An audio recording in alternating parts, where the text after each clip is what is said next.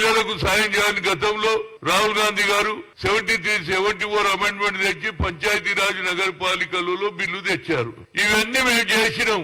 దానికి ఇలాంటి అలిగేషన్స్ బాగలేదు. ప్రజలు నవ్వుకుంటున్నారా బాబు?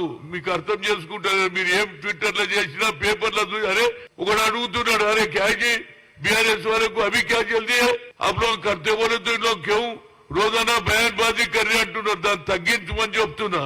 నేను బాలలాగా మాట్లాడాను. ఒక కల్చర్ లో మీకు 10 ఏళ్లు మీరు ప్రభుత్వంలో ఉన్నారు. ప్రభుత్వంలో ఉండి ఈనాడు అపోజిషన్ మీద లేనిపోని అలిగేషన్స్ ఇంకా పనేగాలే. అదేవిధంగా కేంద్రంలో నరేంద్ర మోడీ గారు 2 కోట్ల ఉద్యోగాలు అన్నాడు, అది చేయలేదు. వీటికి అన్నిటికీ ఒకటే భయం చుట్టుకున్నది. అటు బీఆర్ఎస్ కు ఇటు బీజేపీకి. కాంగ్రెస్ పార్టీ ఇచ్చిన మాట నిలబెట్టుకుంటది. సోనియా గాంధీ భయంతో ఈ అలిగేషన్స్, ఈ 420 అని ఇంకో 440 అని ఏదేదో చెప్తున్నారు ట్విట్టర్ లో.